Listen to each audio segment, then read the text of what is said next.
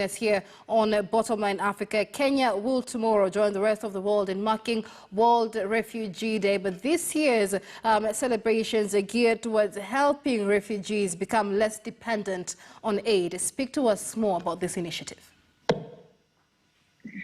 Thank you so much. Good afternoon, and it's a pleasure to be on your show. Indeed. So for so many years, the world has marked World Refugee Day on June 20th.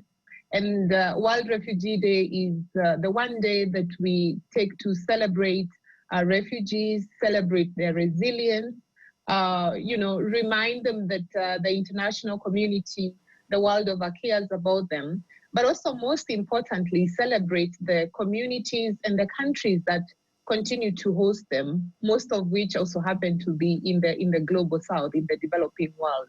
And so the theme this year is everyone can make a difference, everyone counts. And I personally think there could not be a better theme, especially considering that we are commemorating this day in the middle of a pandemic in which every person's action really counts. Right. Let's speak about the fact that at the end of the day, we want to move from refugees depending solely on humanitarian aid and offer more long-term development projects, and these would also include the host communities. Talk to us about Kenya's culture of hosting refugees, the communities that have welcomed these refugees, and how they can stand to benefit from their generosity. Indeed. So Kenya has had a long history of hospitality, hosting refugees from mostly neighboring countries, East, Horn of Africa, and the Great Lakes region.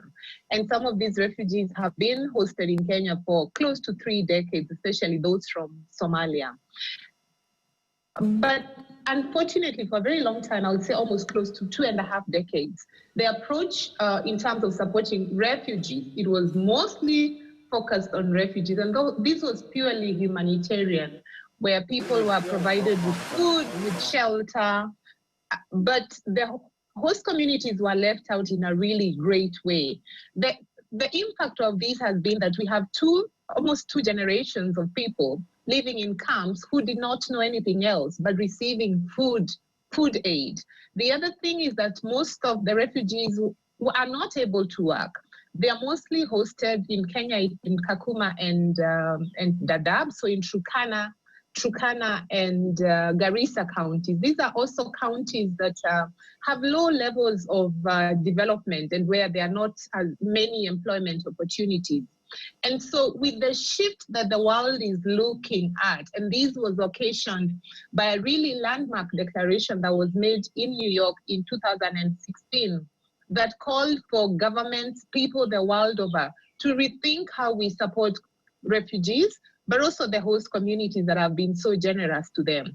And so this looks at how is it that we can be able to create more opportunities, so stimulating very local growth, but also stimulating employment opportunities that will be available to both refugees and the host communities. And so this is the shift that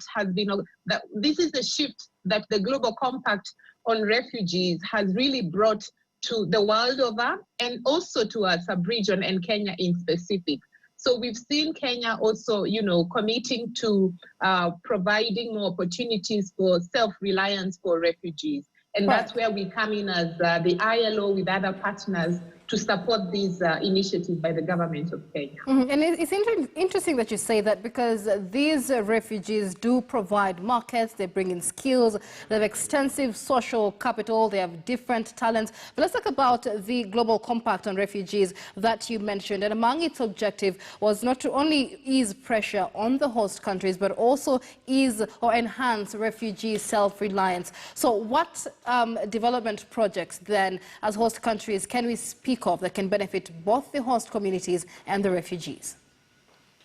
So thank you. That's a really good question. So, it is looking at what are the opportunities at the very local level, because refugees ultimately, they are hosted at very local level, at local community levels. They're supported by local government. So the importance of also involving local administration in the administration of refugees. So looking at what is it that can be done to stimulate, for instance, the labor market in these areas.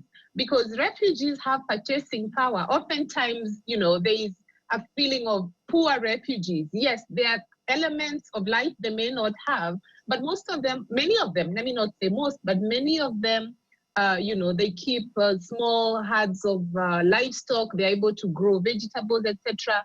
They trade, they are the suppliers of food services to their fellow, not just refugees, but also host communities.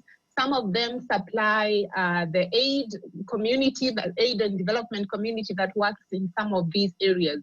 But something I would also like to discuss is skills, because refugees are people who have to leave home because of the different challenges or the different reasons as articulated in different international conventions. Some of these are professionals, some are doctors and teachers, others are farmers, others were involved in the informal economy. But now they find themselves in these new communities. And most times, unfortunately, the world over, but even more so in Kenya, they're not able to put those skills into use. And why? One, there is the lack of the integration into the labor market.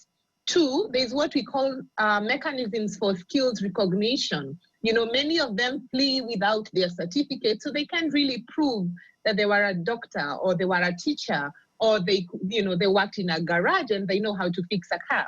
And so we are working on, we are trying to see how can we work with local qualification authorities, for instance, to be able to profile and recognize skills that refugees had prior to their departure from home, give them certification that can allow them to access jobs locally, but that they will be able to use also when they return home or they are resettled to other areas. So those are some of the approaches that we are using. In Kenya, we're also very keen in our specific program called Prospects, in which we work with the IFC, the World Bank, UNICEF, and the UNHCR to look at how can we also bring private sector investment into the two refugee hosting parts of our country, beginning with Kakuma, because we all know that private sector is quite integral in spurring growth and economic activity in any area that they invest in. Right, so essentially we're talking about the economic potential of refugee hosting areas. I mean, I'm looking at a report here saying there's an estimated 2,500 businesses